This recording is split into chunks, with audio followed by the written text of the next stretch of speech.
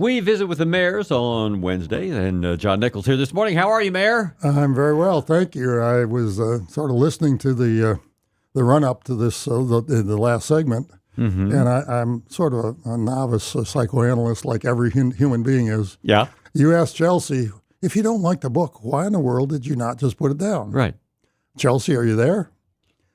She was raised just like I was. If you start something, you finish it.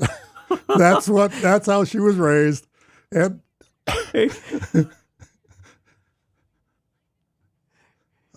Yes.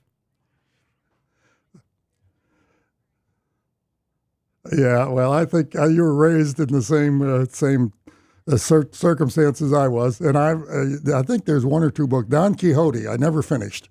It's still there, under the pile next to the bed, but I got 2/3 of the way through, and man, that was really tough doing. And my former councilman Dennis Maloney would just kick me in the butt. He heard that because he would have read it in Spanish 5 times probably.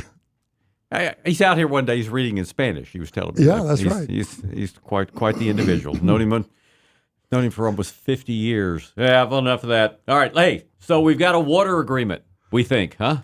Well, City Station Council will consider a proposed mediated agreement that has already been passed yesterday by the Groundwater District Board, and I understand yesterday by the City of Bryan City Council. I have seen the legal document. I've been briefed on it. In general, I think what you heard James Edge say is probably what I would say. It's not perfect, but given where we started from, it's a necessary part of the process.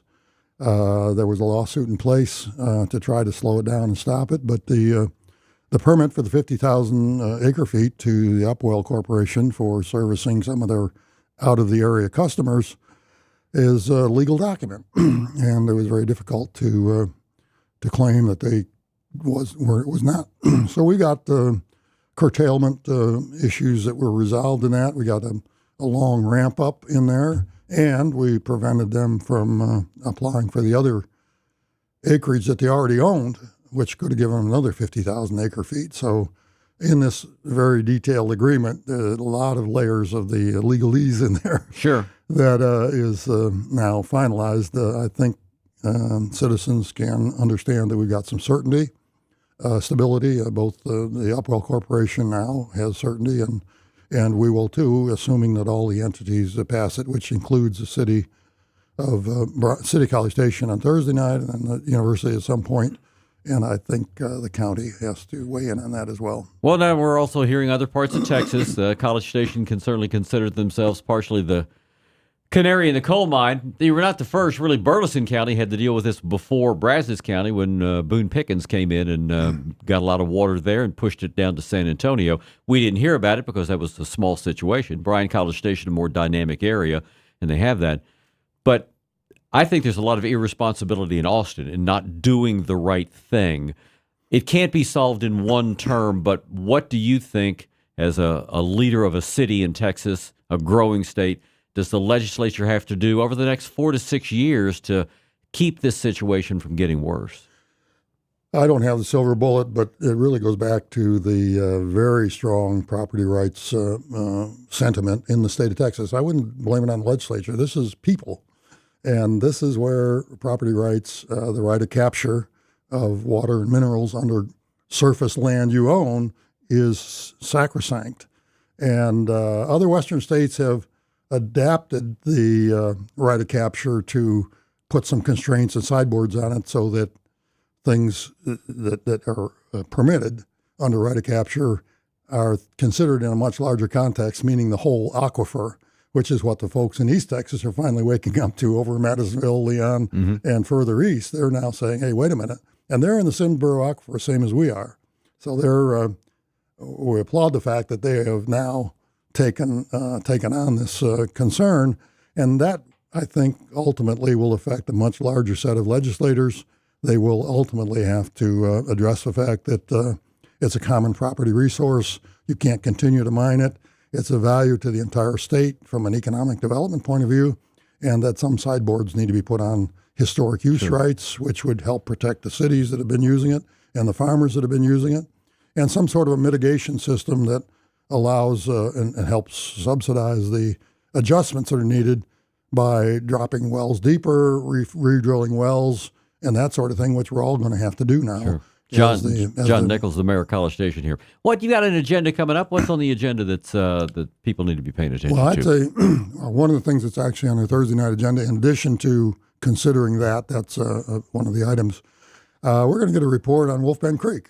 Oh. I think a number of council members have talked about this. We've talked about it over 3 or 4 years in strategic planning, that we really need to take a look at the cost of and the options for redesigning or rehabbing Wolf Bend Creek amphitheater area into something that will be more attractive, serve a broader set of needs, and provide greater experiential opportunities for the citizens.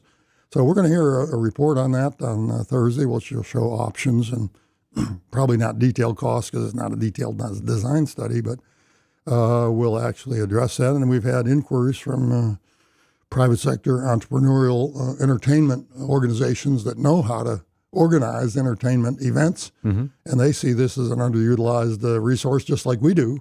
And we'll probably invite some of them in to weigh in on how this might be reconfigured to serve the public. Well, we see some similarities. Brian is struggling with that right now because they're looking to do something with their Midtown area, where the baseball field is right now, and maybe do some other things like that.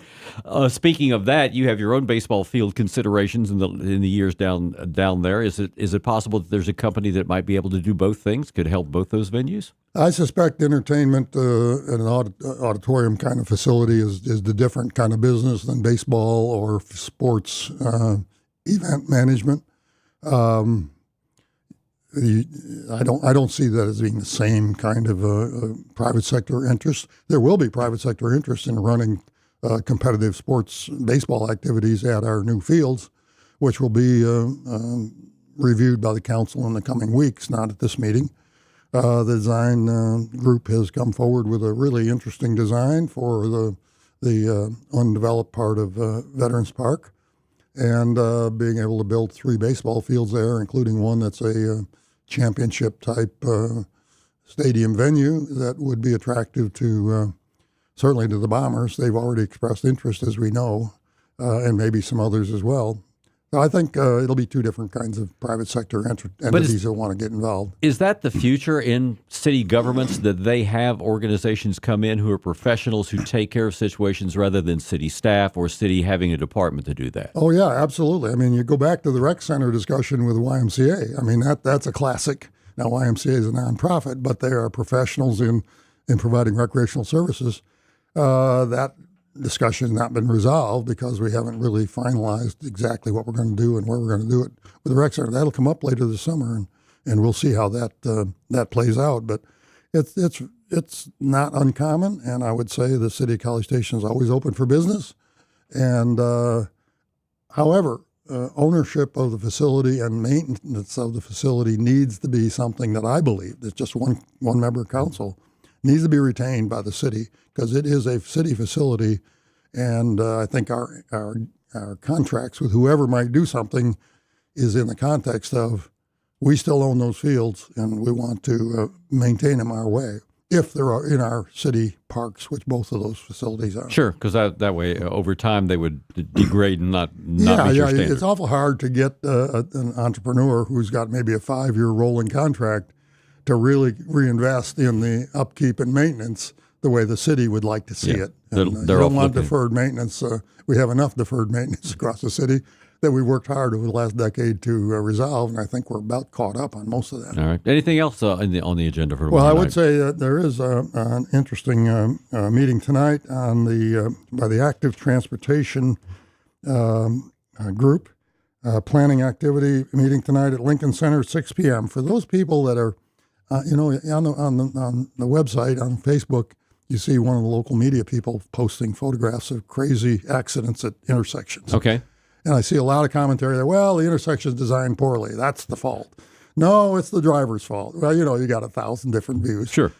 Frankly, design of intersections is important, and it's even more important as we try to get into the interaction between pedestrians, bicycles, scooters, and cars. So what you see us redesigning and going for a grant to do at Timber is an example of redesigning an intersection, which we talked about, I think, the last time, as a way to redesign an intersection to protect all parties. So that meeting tonight, Active Transportation Committee, that's a group that looks at the alternative modal transportation options in the city, are going to discuss options and design options, particularly relating to safety at those intersections. You didn't mention occupancy. That's been resolved by the legislature. Right. That the city is no longer able to use that tool in our toolbox to manage, I guess I should say, unplanned over-occupancy in neighborhoods, which affects land values and traffic congestion and so forth. The legislature has, in its wisdom, passed something. The governor signed it. That was Senate Bill 1567.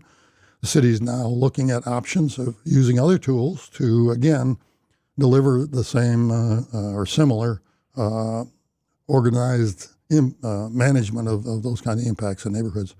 Traffic is a concern, and the value of property is a concern. We'll have to see how we do on that, but we've already directed city staff to come back to us with some options on parking. And many of those ideas we're using are things the students already indicated we should be using. So we'll see how that goes forward. John Nichols, the Mayor of College Station. Thanks for the time this morning. Thank you. All right.